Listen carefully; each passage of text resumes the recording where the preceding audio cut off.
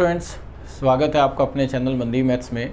जैसा कि आपको ध्यान है कि अपने एनटीपीसी की जो सीरीज़ के अंदर 2 लेक्चर आपके हो गए हैं, उसके अंदर आपको डिविजिबिलिटी रूल और यूनिट डिजिट भाज्यता के नियम और इकाई अंक पढ़ा दिया था।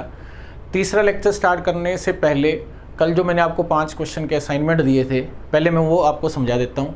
और एक बच्चों को एक कन्फ्यूज़न था कि क्लास कितने बजे होती है। क्लास अपनी हर रोज़ सुबह 10 बजे होती है। ये चीज़ आप मतलब ध्यान रखना, आप सुबह 10 बजे आपको वीडियो मिल जाएगी। तो पहले असाइनमेंट डिस्कस करते हैं कल वाले। देखो इसे सबसे पहले ये मैंने 5 क्वेश्चन दिए थे, पहले ये 3 क्वेश्चन देखो आप, जो लेक्चर 2 के थे, लेक्चर 1 के इकाई अंक, सॉरी लेक्चर 2 के, पहला तो डिविजिबिलिटी रूल था, इसका इकाई अंक आपको बताना है। यहाँ कितना दे रखा है 34। इस तरह के क्वेश्चन एग्जाम में आते हैं। बिल्कुल देखो आप, ये एग्जाम ओरिएंटेड क्लास चल रही है। 34 का मतलब क्या है कि आपको ये नंबर देखना है कि अगर इस जगह पर 2 है, 3 है, 7 है और 8 है, तो सबसे पहले पावर को 4 से डिवाइड करो। 34 को 4 से डिवाइड करेंगे तो कितना आएगा, 4 × 8 32, शेषफल कितना आया 2, 3 का स्क्वायर यहाँ कितना आ गया 9। ये आपका आंसर है। अब यहाँ देखें, इसमें इकाई अंक बताना है आपको। क्या होगा, सारे के सारी विषम संख्या, देखो 5 तो आ ही रहे, लेकिन 5 किसी सम के साथ, किसी इवन नंबर के साथ मल्टीप्लाई करके 0 बना देता है। लेकिन यहाँ तो सम संख्या है ही नहीं। जितने भी विषम संख्या होंगी, 5 किसी भी विषम संख्या के साथ गुना होगा, जैसे 15, 35, यहाँ भी 5, तो 5 किसी भी विषम संख्या के साथ मल्टीप्लाई होगा, तो उसका आंसर क्या आएगा 5। अगर यहाँ कोई सम होता है, जैसे मान लो यहाँ 22 होता, 34 होता, कोई ऐसा नंबर होता, तो 0 आता आंसर। अब यहाँ देखो आप 41, 42, 43, इसका मतलब बीच में एक नंबर 45 भी होगा और या आगे के नंबर भी चलते रहेंगे। अब आप देखो, यही कंडीशन जो मैं आपको बता रहा था कि 5 अगर विषम के साथ मल्टीप्लाई हो रहा है तो 5 आएगा। अगर 5 किसी सम के साथ मल्टीप्लाई होगा, इवन के साथ मल्टीप्लाई होगा, तो आंसर आएगा आपका 0। ये क्वेश्चन के आंसर है। नेक्स्ट डिस्कस करते हैं अभी। क्वेश्चन नंबर 4 क्या है, इसका इकाई अंक बताना है, इसका भी इकाई अंक बताना है। जब 4 या 9 हो तो पावर जो है उसकी में 1 मानते हैं अगर विषम है, अगर सम है तो 2 मानते हैं। कल बताया था आपको। यहाँ क्या करेंगे 1, 6 के केस में हमेशा 6 आएगा, तो 4 की पावर 1 कितना हुआ 4। 6 के केस में हमेशा 6, क्योंकि 0, 1, 5, 6 तो सेम नंबर आता है। यहाँ मल्टीप्लाई किया 4 × 6 24, तो यहाँ 4 आएगा। अब यहाँ सॉल्व करते हैं, देखो प्लस 7, 2, 3, 7 और 8, पावर को 4 से डिवाइड करो, 4 × 10 40, कितना आया 2, 7 का स्क्वायर कितना हुआ 9। 5 के केस में हमेशा 5 आएगा, 0, 1, 5 है। 9 × 5 45, लेकिन हमारे लिए इंपॉर्टेंट क्या है 5। यहाँ कितना है 4, तो यहाँ जो फाइनल आंसर आएगा वो कितना आ जाएगा 9। ये क्वेश्चन हो गया। नेक्स्ट देखिए अब आप क्या है, इस क्वेश्चन में क्या है कि a 2 3 7 4 1 की पावर ये है। अब a की पावर कुछ भी लिखोगे तो 1 आएगा, माइनस 5 की पावर कुछ भी लिखोगे तो 5 आएगा। तो इसका आंसर आप -4 नहीं लिखोगे आप। अब आप देखो कि ये बेस जो नंबर है ये 6 डिजिट का है, ये 5 का है, तो इसकी तुलना में ये नंबर बड़ा है और ये पावर भी इसकी तुलना में क्या है, बड़े है। तो ये बहुत बड़ा नंबर है और ये एक छोटा सा नंबर है। अगर आप 1 में से 5 माइनस करोगे तो यहाँ से एक नंबर लिया जाएगा, जिसे कैरी या हासिल बोलते हैं। कैसे लिया जाएगा कल मैंने आपको एक्सप्लेन कर ही दिया था। तो ये नंबर आपका 1 जो है वो 11 में बदल जाएगा, 11 में से 5 गए, फाइनल आंसर आपका क्वेश्चन का क्या हो जाएगा 6। इसे नोट करो आप। तो आज अपने तीसरा जो इसके अंदर जो टाइप पढ़ने जा रहे हैं, लेक्चर जो है नंबर सिस्टम का, वो है आपका शून्यों की संख्या। क्या है, शून्यों की संख्या। किसी भी संख्या के लास्ट में नंबर ऑफ जीरोस कैसे निकालते हैं, नंबर ऑफ जीरोस बेसिक से समझेंगे बिल्कुल।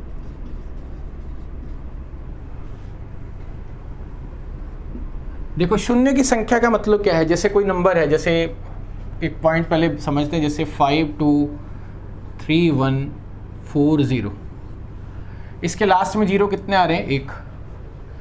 अब ये नंबर किससे डिवाइड होगा, हमें पता है कि लास्ट में अगर 0 आ रहा है तो ये जो नंबर होगा वो 10 का मल्टीपल होगा। किसका मल्टीपल होगा, 10 का। 10 से डिवाइड होगा, मतलब 10 का गुणज होगा ये। अब 10 के फैक्टर करो आप। 10 के जब आपने फैक्टर किए, इसके गुणनखंड किए, बिल्कुल बेसिक से चल रहे हैं, इसके फैक्टर गुणनखंड, बहुत सिंपल सा पॉइंट है ये हुआ 2 और 5।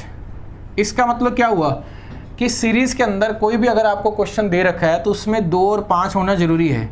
अगर 1, 2 हुआ और 5 नहीं हुआ तो भी जीरोस नहीं आएंगी, अकेले 5 हुआ 2 नहीं हुआ तो भी नहीं आएंगे, दोनों का कॉम्बिनेशन ज़रूरी है। जैसे समझते हैं कि कैसे, जैसे मान लो किसी नंबर में ऐसे लिखा हुआ है 2 × 5, आप इसका आंसर लिखोगे 10। शून्यों की संख्या कितनी हुई? 1। शून्यों की संख्या कितनी हुई? यहाँ शून्य कितने हुए? 1।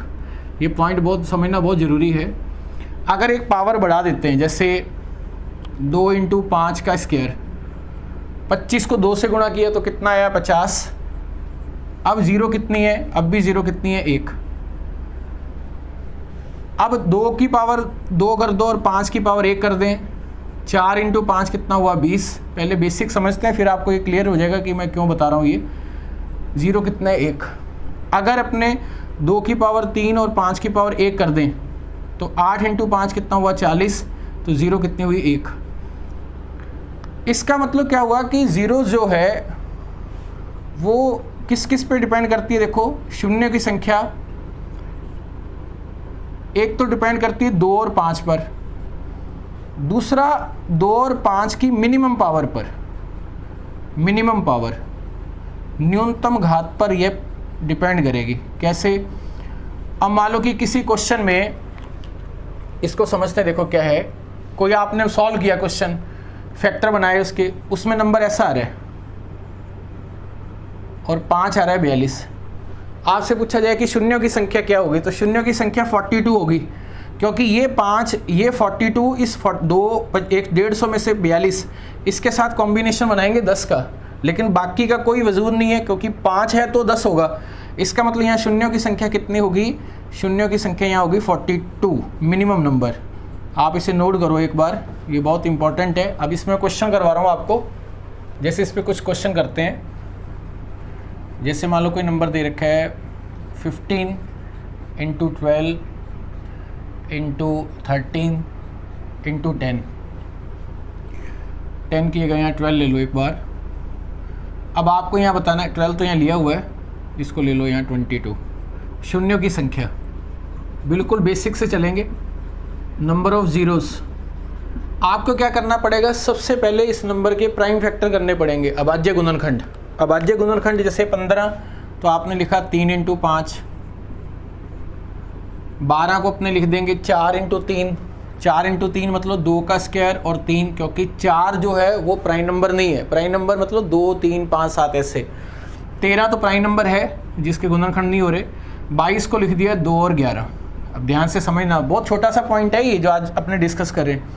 यहाँ देखो आप 2 कितनी बार आ रहा है? 2 यहाँ 2 बार आ रहा है और यहाँ 1 बार आ रहा है, तो 2 कितनी बार आ रहा है? 3 बार आ रहा है।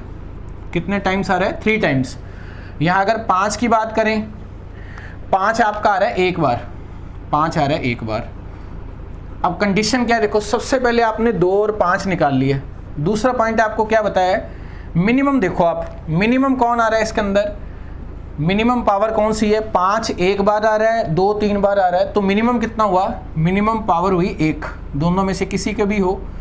इसका मतलब यहाँ जीरोस जो होंगे, शून्यों की संख्या जो होगी संख्या के लास्ट में, वो कितने होंगे? 1। ये इस क्वेश्चन का फाइनल आंसर है, आप इसे नोट कर लो। जैसे इस पे और प्रैक्टिस करते हैं। मान लो कोई क्वेश्चन दे रखा है आपको 25, या दे रखा है 10, इस जगह पे दे रखा है 14, यहाँ दे रखा है 13, यहाँ दे रखा है 17। बिल्कुल बेसिक से चल रहे हैं। शून्यों की संख्या, शून्यों की संख्या।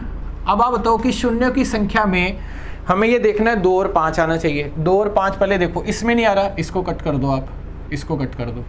2 और 5 इसमें आएगा, 2 और 5 इसमें आएगा, क्योंकि लास्ट में अगर 0, 2, 4, 6, 8 है तो 2 तो होगा ही होगा। अगर 0 और 5 है तो 5 होगा, मतलब 2 या 5 तो होगा इसमें।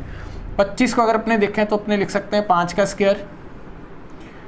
10 को लिखा 2 × 5। 14 को लिखा आपने 2 × 7। इससे हमें मतलब नहीं है।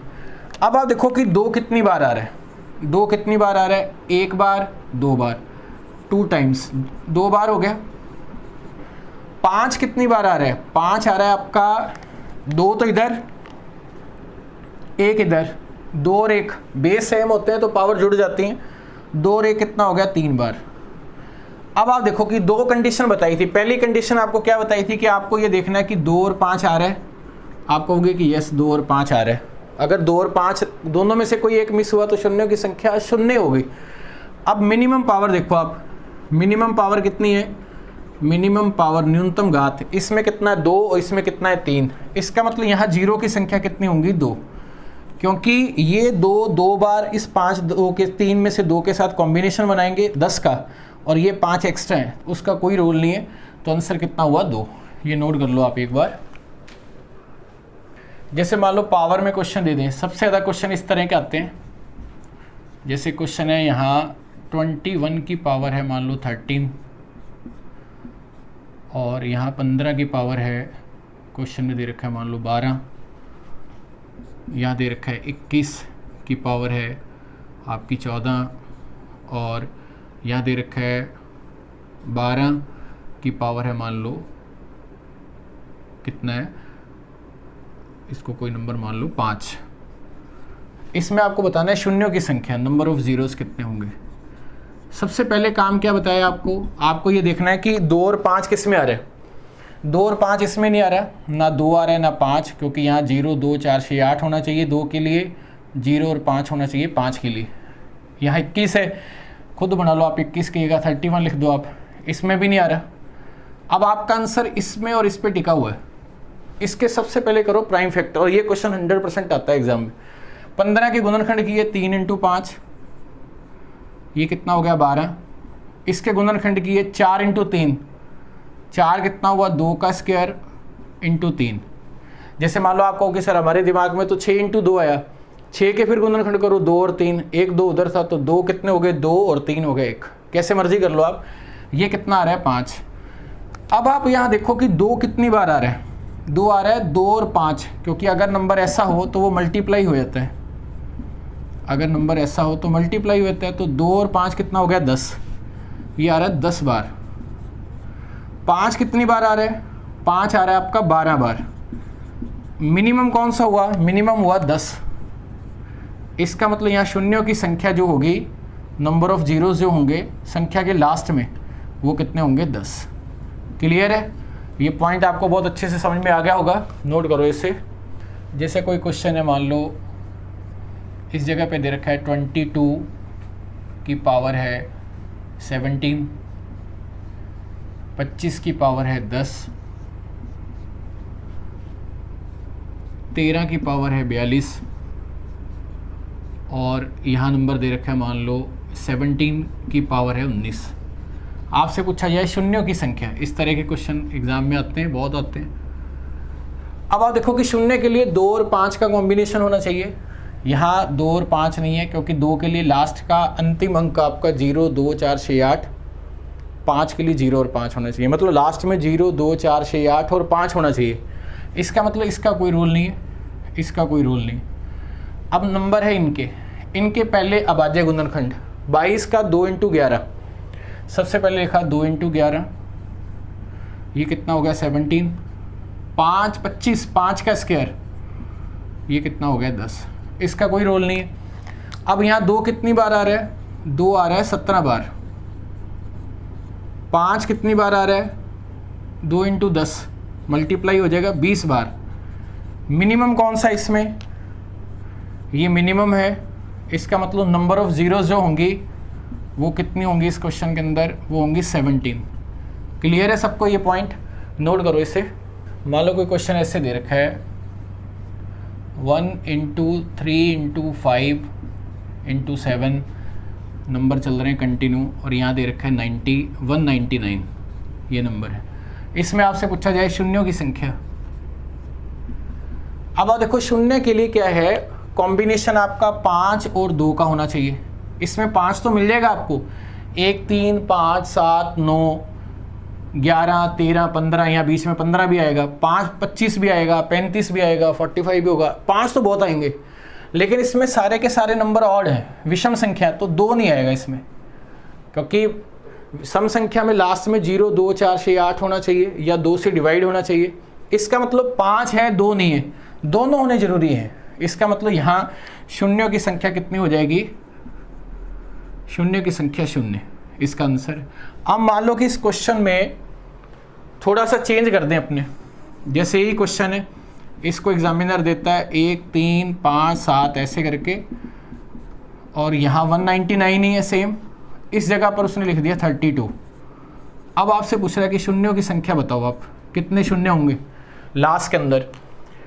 अब आप देखो यहाँ 5 आ रहा है, 15 में भी आएगा, 25 में 2 आएगा, 35 में आएगा, 45 में आएगा, ऐसे चलता रहेगा। यहाँ 32 के फैक्टर करो आप, 2 × 2 4 दूनी 8, 16 और 2 32।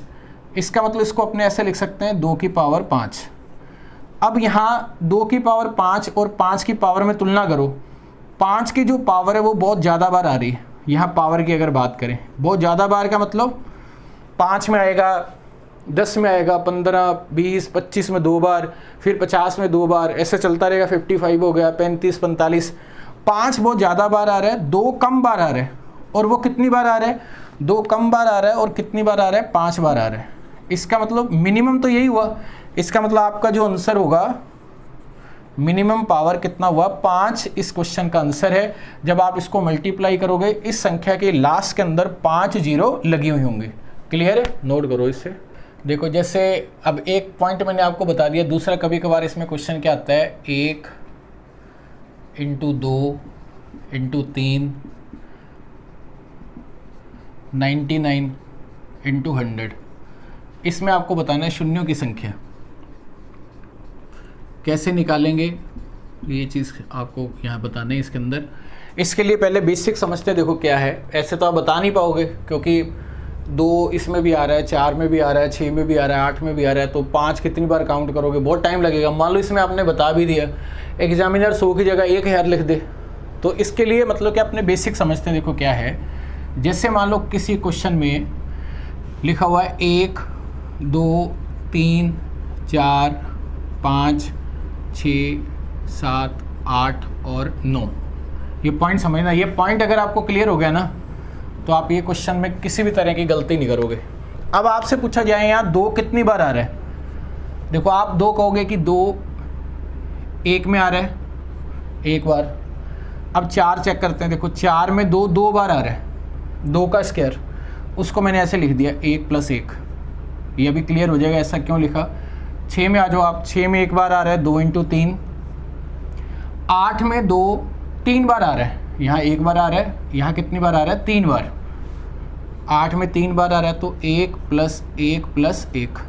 अब सबको काउंट किया, 4 2 6 और 1 7, कितनी बार आ रहा है? 7 बार।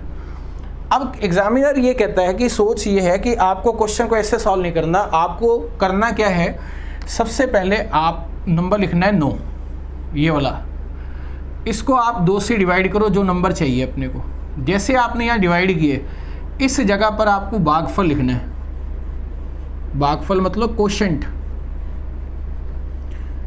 अब 2 × 4 8 होगा, 4.5 मत लिख देना, पूरे नंबर आएंगे यहाँ 2। अब फिर 2 से डिवाइड करो, 2, फिर 2 से डिवाइड करेंगे 1।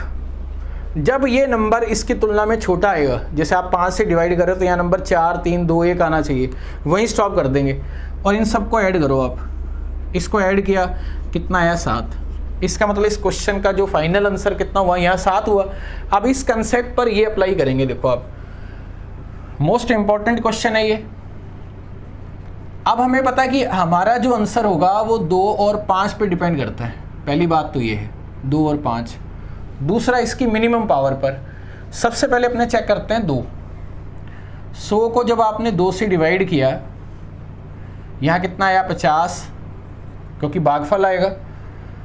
ये कितना आ गया? 25। यहाँ कितना आएगा? 12 दूना 24। देखो यहाँ आ गया 12, और यहाँ 1 शेषफल होता है, भागफल लिखना है अपने को, ये वाला नंबर क्वोशेंट। ये कितना आ गया आपका? 6। ये कितना आ गया आपका? 3। ये नंबर कितना आ गया आपका? 1। अब इसको ऐड करो आप। अगर इसको ऐड करें, 50 और 25 कितना हुआ? 75, और 12 कितना हुआ? 87। 87 में 10 जोड़ दिया तो कितना हुआ? 97। इसका मतलब 2 जो है वो कितनी बार आ रहा है? 97 टाइम्स आ रहा है। अब अपने को चेक क्या करना है? 5। भाई 2 से रिजल्ट थोड़ी ना बताओगे आप, 5 चेक करते हैं। 5 से जब आपने डिवाइड किया तो पहले कितना आया? 20, फिर कितना आया 4। अब ये नंबर अगर इसकी तुलना में छोटा है तो ये वहीं पे स्टॉप होगा। इसका मतलब अब इसका जो टोटल है रिजल्ट वो कितना आया 24 बार। अब आप दोनों में तुलना करो, इसमें तुलना अगर कंपैरिजन करें, 2 जो है वो 97 टाइम्स आ रहा है, 5 24 बार आ रहा है, ये बहुत ज़्यादा बार आ रहा है, ये कम बार आ रहा है, तो कम वाला हमारा आंसर है। इसका मतलब हमारे आंसर में नंबर ऑफ जीरोज जो होंगी, शून्यों की संख्या जो होगी वो कितनी होगी कि संख्या इस क्वेश्चन में कितना आ जाएगा 24। इस क्वेश्चन का आपका फाइनल आंसर है। आप नोट करो इसे एक बार। देखो इसी क्वेश्चन में जो पहले किया है इसके अंदर ये रिजल्ट आपको याद भी रखना है, क्योंकि ये क्वेश्चन बहुत बार आया है कि 1 से 100 में 2 कितनी बार आता है 97 टाइम्स, और 5 कितनी बार आता है 24 बार। ये आपको याद रखना है। अब दूसरा पॉइंट और समझो इसको करने का। देखो क्या है, आपको एग्ज़ाम में पूरा ऐसे सॉल्व नहीं करना। अब लॉजिकल तरीके से सोचो। देखो हमें जब आप मल्टीप्लाई कर रहे हो तो हर दूसरे नंबर पे यहाँ 4 6 8 ऐसे 2 आ रहा है। इसका मतलब 2 की फ्रिक्वेंसी जो है 2 बहुत ज़्यादा बार रिपीट हो रहा है। अगर ज़्यादा बार रिपीट होगा तो 2 की वैल्यू ज़्यादा आएगी। 5 हर 5 वैल्यू के बाद जंप कर रहा है। 5 की जो फ्रिक्वेंसी है 5 बहुत कम आ रहा है। इसका मतलब इस प्रोडक्ट में, इस मल्टीप्लाई के अंदर अपने को सिर्फ 5 चेक करना है, 2 की ज़रूरत ही नहीं है। हम 5 चेक करेंगे। अगर ये रिजल्ट याद है, मान लो ये 100 तक क्वेश्चन काफ़ी बार आया है, मैं आपको एनटीपीसी बेस्ड पढ़ा रहा हूँ, जो रिजल्ट इसमें आएंगे। अगर इसमें ये रिजल्ट कई बार ये क्वेश्चन पूछा गया 24 है तो आप डायरेक्ट लिख दो 24। अगर मान लो यहाँ 100 की जगह एग्जामिनर यहाँ क्वेश्चन 80 पे स्टॉप कर देता है तो कैसे करेंगे, 120 पे स्टॉप कर देता है तो कैसे करेंगे। आपको चेक करना है 5। 100 को 5 से डिवाइड किया तो कितना आया 20। मान लो ये रिजल्ट आपको याद नहीं है, और फिर 5 से डिवाइड किया तो कितना आया 4। इसका मतलब फाइनल आंसर इस क्वेश्चन का कितना होगा 24 टाइम्स इस क्वेश्चन का आंसर है। नोट करो आप इसे। जैसे इस पे प्रैक्टिस करते हैं। मान लो किसी क्वेश्चन में लिखा हुआ है 1 2 3 और यहाँ क्वेश्चन स्टॉप कर दिया 80 पर। इसमें शून्यों की संख्या अपने को बतानी है, शून्यों की संख्या। तो कैसे करेंगे, अब आप दिमाग लगाओ कि हमें पता है कि 2 ज़्यादा बार आ रहा है, 5 कम बार आ रहा है। 5 को चेक करेंगे, ये कितना हो गया 16। 5 × 3 15। भागफल लिखना है अपने को, एक तो शेषफल है, इसका टोटल कर देंगे, कितना आ गया 19। इस क्वेश्चन का हो गया आपका आंसर। अब और देखो इसी के अंदर क्वेश्चन और करते हैं इसमें। जैसे मान लो कि एग्जामिनर क्या करता है कि जैसे कोई नंबर ले लो आप, एक थोड़ी सी प्रैक्टिस के लिए मैं आपको और करवा देता हूँ। मान लो उसने लिख दिया 1000, शून्यों की संख्या, शून्यों की संख्या। अब हमें पता है कि 1 से लेकर 1000 के प्रोडक्ट के अंदर 2 बहुत ज़्यादा बार आ रहा है, 2 को चेक नहीं करना, 5 कम बार आ रहा है। तो सबसे पहले 1000 में 5 का भाग दिया, कितना आ गया 200। फिर 5 का भाग दिया, कितना आया 40। फिर 5 का भाग दिया 8, 5 का भाग दिया 1, 3 शेषफल होगा। अब आप इसको काउंट करो, देखो 240 और 8, 248 और 1। इसका मतलब इसमें शून्यों की संख्या 249 होगी, क्योंकि 5 249 बार आ रहा है, 2 इससे ज़्यादा बार आ रहा है। मिनिमम जो होगा वो हमारा क्या होगा आंसर। नोट करो इसे। कभी कभार एग्जामिनर क्वेश्चन ऐसा भी दे देता है कि 50 फैक्टोरियल में शून्यों की संख्या ज्ञात करें, शून्यों की संख्या ज्ञात करें।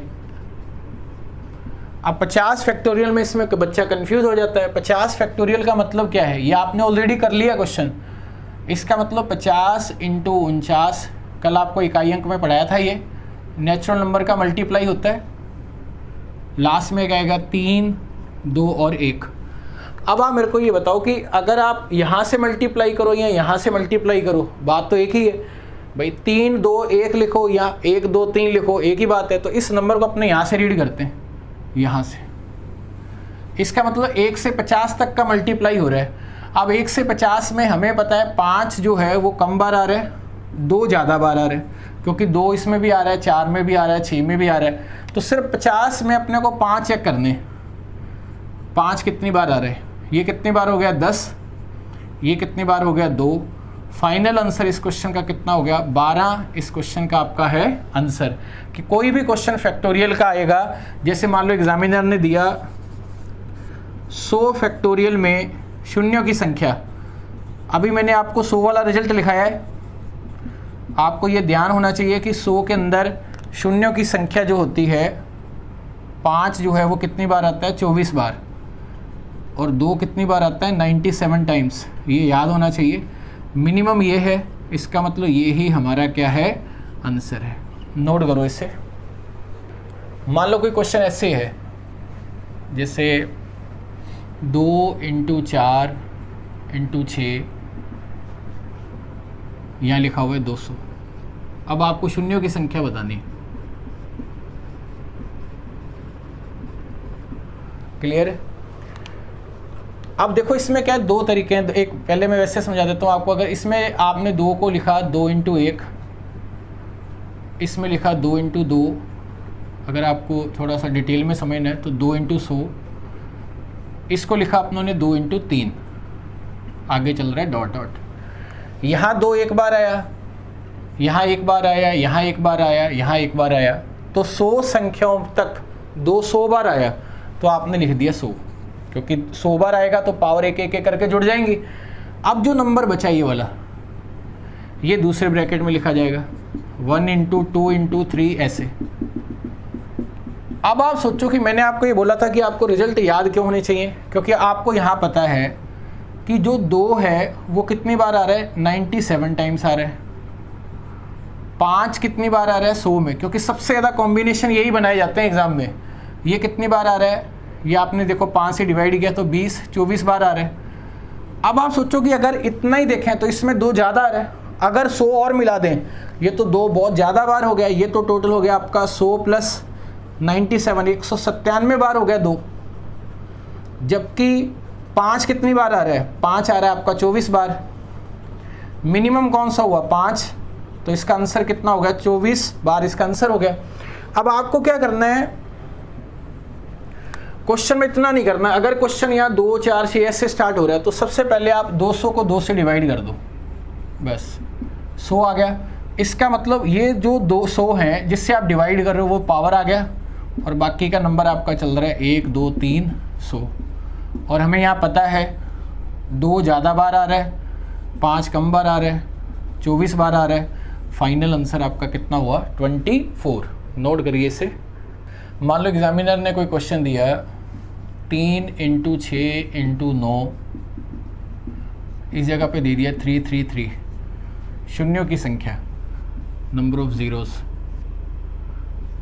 आप क्या करोगे, सबसे पहले इसको, ये मल्टीपल है, 3 से डिवाइड किया, डिवाइड करने पर यहाँ कितना आ गया, 111, तो इसको आपने यहाँ लिख दिया। अब यहाँ क्या आया, 1, 2, 3, लास्ट में क्या है, 111। हमें चाहिए 2 और 5। 2 और 5 के कॉम्बिनेशन में इसका कोई रूल नहीं है। यहाँ देखो आप, यहाँ 2 ज़्यादा बार आ रहा है, 5 कम बार आ रहा है। बहुत इजी है भाई, आप 5 ही तो चेक कर रहे हो। आप 111 में 5 का भाग दें तो 22 × 5 110 होता है, फिर 4, ये टोटल किया तो कितना आया, 26। इसका मतलब इस क्वेश्चन में आंसर क्या आएगा, 26। जब आप इसको इससे मल्टीप्लाई करेंगे तो लास्ट में जीरो की संख्या कितनी होगी, 26। नोट करो इसे।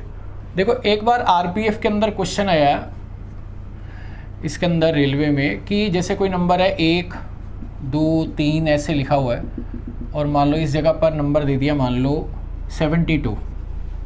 अब ध्यान से समझना आप, इस क्वेश्चन को एग्जामिनर 72 का फैक्टोरियल भी लिख सकता था, क्योंकि उसका मतलब भी 72, 71 ... 321। अब उसने यहाँ शून्य नहीं पूछा, उसने पूछा कि 7 की अधिकतम घात। अब ये अभी लास्ट ईयर का क्वेश्चन है, ये अधिकतम घात, मैक्सिमम पावर ऑफ 7। ये कंसेप्ट वही है जो भी चल रहा है। अब इसमें क्या हुआ कि जब आप 72 में देख रहे हैं तो इसका मतलब आपको ये देखना है कि 7 कितनी बार आया, अधिकतम घात का मतलब कितनी बार आया। तो कितनी बार आने का प्रोसीजर आपको पता ही है। 72 को किससे डिवाइड करेंगे, 7 से। भाई आप 2 से डिवाइड करते हो तो आप ये बताते हो कि 2 कितनी बार आया। 5 से डिवाइड करते हो तो ये देखते हो इसमें 5 कितनी बार आ रहा है। जो भी नंबर पूछा है, मान लो यहाँ 11 पूछा है, 13 पूछा है, जो भी पूछा है, तो 7 से डिवाइड करो, कितना आया, 10। 2 तो शेषफल होगा, यहाँ 7 से डिवाइड किया तो कितना आया 1। इसका मतलब इसका फाइनल आंसर क्वेश्चन का कितना है 11। अधिकतम घात कितनी हुई क्वेश्चन के अंदर 11। नोट कर लो इसे। देखो ये क्वेश्चन जो आपको दिख रहा है स्क्रीन पे, कभी कभार ये भी पूछा जाता है। अब इसमें क्या है, जो भी अपनों ने पढ़ा है उससे अलग हटके क्वेश्चन है। जब भी क्वेश्चन के बीच में प्लस और माइनस हो तो सबसे पहले कॉमन लो आप। यहाँ 3 कितनी बार मल्टीप्लाई हो रहा है, 123 बार, 122 बार, 121 बार। तो जो न्यूनतम होगा वो कॉमन होगा।